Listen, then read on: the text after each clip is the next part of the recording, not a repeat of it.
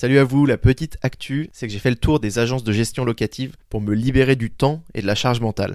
Parce que si on investit dans l'immobilier, c'est pour gagner en liberté et pas pour répondre à des messages le soir et le week-end. Comme pour tous les partenaires de Ça fait un bail, j'ai fait le tour des acteurs du marché et c'est Flatlooker qui est clairement sorti du lot. J'ai trouvé le prix hyper compétitif, 3,9% du loyer pour la gestion, et c'est déductible des impôts. Mais le plus important pour moi, c'est la vitesse à laquelle ils vont louer mon appart et la qualité des locataires. En moyenne, ils trouvent un locataire en 10 jours contre un mois pour une agence traditionnelle. C'est ça qui fait le petit plus dans la renta. Ce que j'ai aimé, c'est qu'il y a plein de choses qui sont quasiment impossibles à faire seul, et ça, je m'en étais pas vraiment rendu compte. Ils tournent une visite virtuelle, ils réalisent un reportage photo qui est hyper pro, et ils diffusent l'annonce sur plus de 15 portails IMO connus, et aussi auprès d'un réseau d'entreprises du CAC 40. Ils choisissent le meilleur locataire, mais vous avez quand même le dernier mot, et grâce à leur techno, ils assurent l'authenticité des documents des candidats. Ça, c'est hyper important. Bien sûr, ils gèrent aussi l'édition des quittances, les révisions de loyer, ils vous aident sur la déclaration de revenus. Donc économisez-vous ce temps, ça vous permettra de vous concentrer sur votre prochain projet. Contactez-les sur flatlooker.com,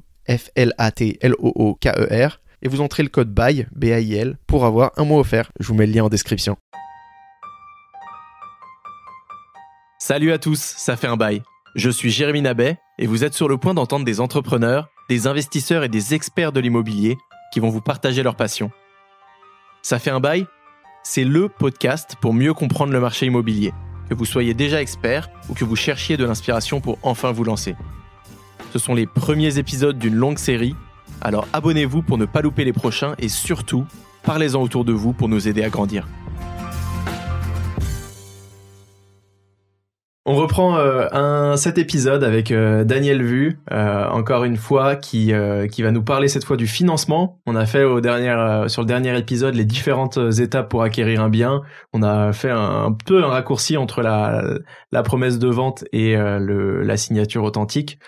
Il s'avère qu'il y a l'étape la plus cruciale. Je pense que c'est véritablement ce qui fait le plus peur à tout le monde, ce qui bloque le plus de projets. Ce qui embête le plus de vendeurs aussi parce que il y a des acheteurs qui tentent des choses et ils ont bien fait. Si vous tentez des choses et que vous n'avez pas un profil CDI bien payé, etc., et que vous voulez quand même faire de l'immobilier, allez-y, tout est possible. Je connais des gens avec vraiment des mauvais profils qui arrivent à investir. C'est plus difficile, voilà, ça faut se le dire. Mais quand on est bien renseigné, bien formé sur cette partie de financement, ça aide et ça fluidifie le process. Je voulais du coup avoir tes petits conseils sur le financement et peut-être commencer même par un peu de la formule des maths.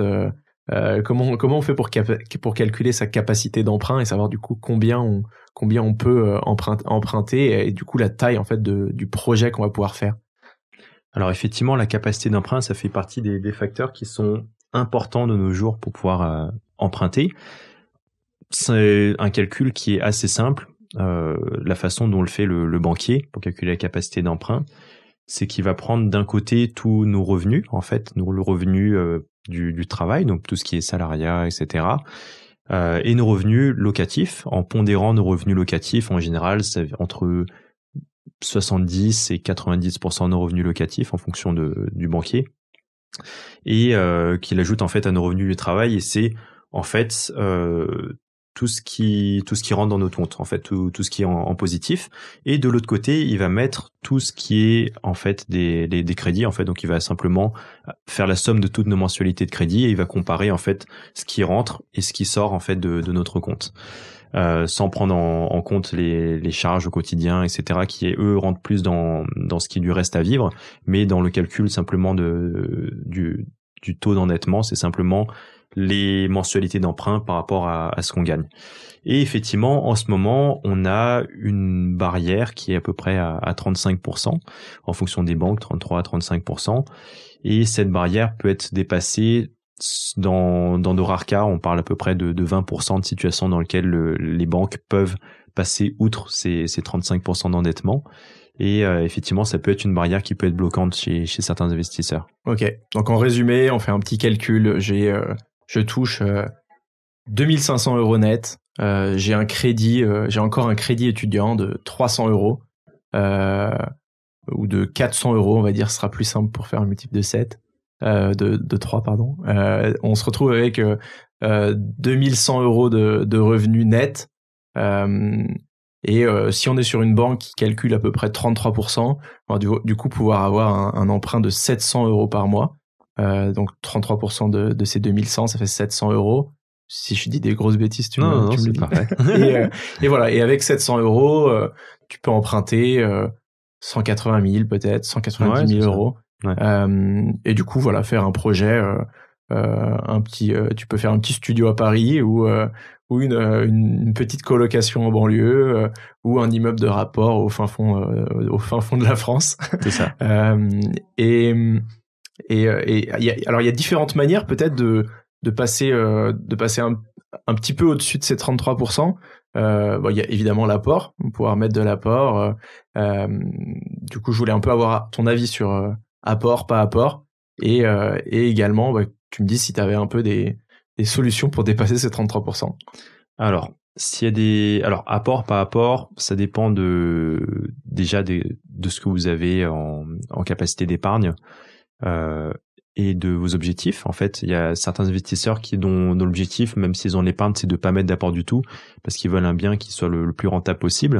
D'autres où on va essayer de mettre de l'apport pour faire passer plus facilement les dossiers, par exemple. Moi, ma stratégie, c'est plus de mettre de l'apport pour satisfaire le banquier et après négocier d'autres points qui comptent plus pour moi. Donc après, ça, c'est plus propre à chaque investisseur, mais les deux sont possibles. Faire des emprunts à 110%, donc sans apporter ni les frais de notaire, parfois pas les travaux non plus. C'est quelque chose qui est toujours possible, mais effectivement, c'est des contraintes qu'on se met et qui risquent de rendre plus compliqué l'obtention d'un crédit. Donc après, ça, c'est à vous de décider. Et je sais plus de quoi on parlait.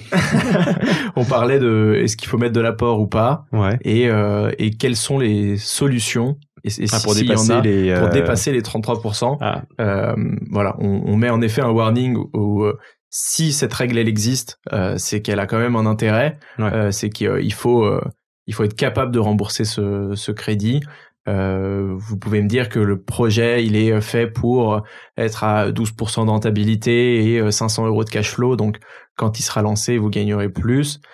C'est vrai, c'est souvent vrai, mais parfois on se retrouve avec des vacances locatives, avec des travaux un petit peu imprévus, et là le fait de pas pouvoir payer son crédit, ça devient dangereux. C'est pour ça qu'il y a ces règles là. Donc voilà, soyez bold, prenez des risques, surtout si vous êtes jeune et que vous n'avez pas beaucoup vous avez pas beaucoup. Finalement, si vous êtes capable de retourner chez vos parents, on en parlait dans le dernier épisode avec Mounir de Finari. Si vous êtes dans une vie où vous pouvez vous retourner facilement et que vous n'avez pas trop de responsabilités, pas d'enfants, etc. Allez-y, prenez des risques, faites des trucs de fou. Sans ça, voilà, faites attention et respectez les 33% d'endettement. Mais voilà, t'as des petits hacks? Alors, pour les dépasser, il y a deux grandes catégories de stratégies. La première, c'est ce qui est légal, et la deuxième, c'est ce qui est illégal. Dans ce qui est légal, c'est simplement faire partie des 20% de dossiers qui peuvent passer au-delà des 35%. Ces dossiers-là, globalement, c'est des dossiers d'investisseurs avec un bon profil. C'est souvent des investisseurs qui ont un reste à vivre qui est important, parce qu'il y a la question de capacité d'emprunt, mais il y a aussi le reste à vivre. C'est-à-dire que le banquier va une capacité 33% d'endettement pour quelqu'un qui gagne 1500 euros par mois, c'est pas la même chose que pour quelqu'un qui gagne 10 000 euros par mois, par exemple. On va dire que quelqu'un qui est endetté à 33%, s'il gagne 1500 euros par mois, il lui reste que 1000 euros de reste à vivre. Effectivement, le banquier va peut-être se dire que s'il lui rajoute encore un autre crédit, ça va être compliqué pour lui de finir le mois, et peut-être qu'il va se retrouver en défaut de paiement, alors que quelqu'un qui gagne 10 000 euros par mois, s'il n'a pas un rythme de vie excessif en termes de dépenses, il lui reste quand même 7 000 euros pour vivre. S'il est endetté à 33%, 7 000 euros, c'est largement suffisant pour vivre et continuer à faire d'autres investissements. Donc ça, c'est la première chose, c'est se mettre dans une situation où le banquier est rassuré par rapport à notre niveau de dépenses et notre niveau de revenus. Donc un investisseur, c'est aussi quelqu'un qui doit savoir éventuellement se créer des revenus complémentaires ou des façons d'augmenter ses revenus pour pouvoir investir plus. Il faut avoir un dossier qui est nickel en termes de scoring bancaire. Ça veut dire que le banquier va analyser nos 3 derniers relevés de compte et effectivement, s'il voit dessus du casino, pas mal de choses qui sont pas forcément souhaitables pour un bon père de famille, bah, il va pas forcément accepter de dépasser les 35% d'endettement et on peut faire quelque chose qui peut même attirer un petit peu le banquier en faisant une épargne par exemple régulière. Par exemple, moi chaque mois, je transfère une partie de mes revenus sur un compte où je mets en libellé somme mise en épargne. Et du coup, le banquier quand il voit ça, c'est quelque chose qu'il sait apprécier en général. C'est un bon conseil. Donc ça, c'est la première chose, essayer de faire partie de ceux qui ont le meilleur profil pour faire partie des 20% qui peuvent dépasser les 30% d'endettement et 35% d'endettement. Et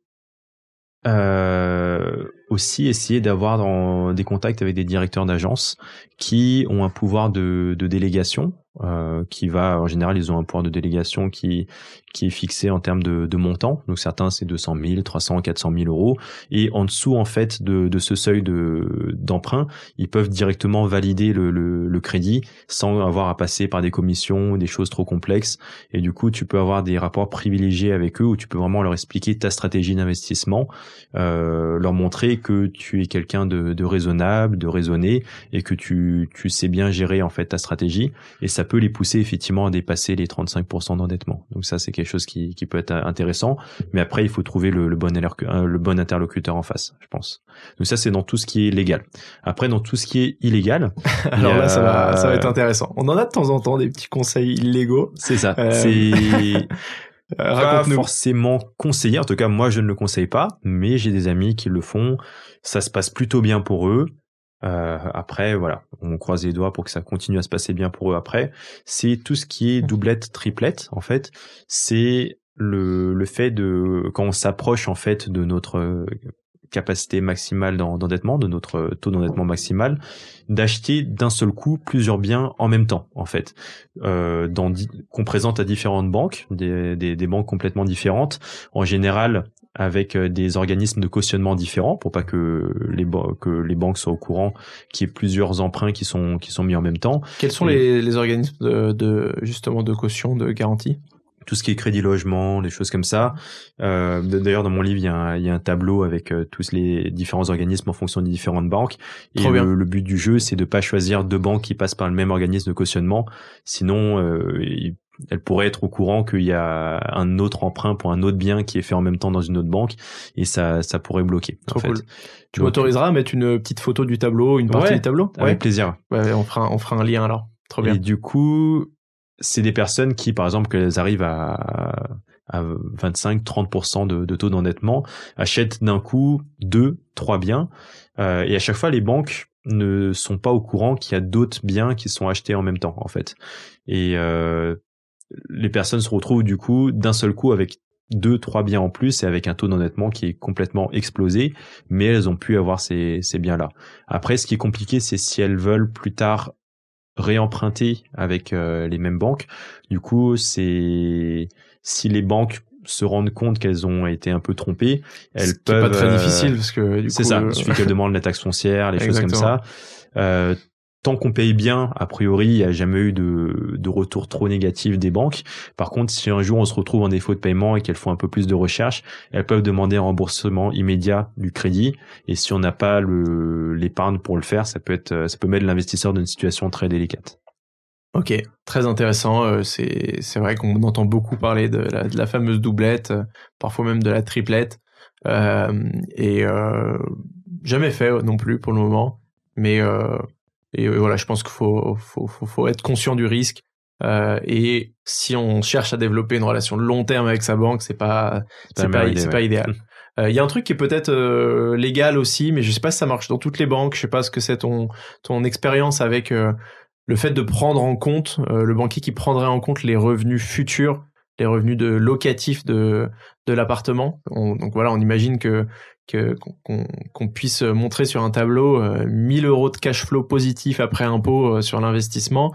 Ça permettrait au banquier de rajouter 1000 euros ou une partie de ces 1000 euros dans le calcul du taux d'endettement et de la capacité d'emprunt plutôt. Qu'est-ce que t'en penses? Est-ce que ça marche? Est-ce que ça marchait avant, ça marche plus? Alors effectivement, il y a plein de façons de bien présenter son dossier à un banquier. Il y avait tout ce qu'on peut faire avant, mais ça marche, c'est de moins en moins utilisé, mais ça se faisait beaucoup avant, de tout ce qui est calculé, faire un calcul en fait de différentiel plutôt qu'un calcul classique, en disant plutôt que de prendre si mon bien par exemple produit 1000 euros de revenus locatifs et que de l'autre côté il y a 500 euros d'emprunt, plutôt que de dire que ça fait 50% de taux d'endettement lié à ce bien-là, on peut simplement dire que ça fait 500 euros de cash flow par mois, et du coup ça peut être du positif simplement. Donc avec ce type de calcul-là, on pouvait aller très loin et ça c'était idéal. Il est de moins en moins pratiqué. Maintenant, ce qui se fait encore beaucoup, effectivement, c'est de prendre en compte les revenus futurs du bien, et c'est pour ça que je conseille toujours de demander une estimation de valeur locative à l'agent immobilier qui nous vend le bien, qu'on peut apporter en fait au banquier pour qu'il puisse rajouter ça à nos revenus. Ok, bon point. Et oui, ça marche très bien.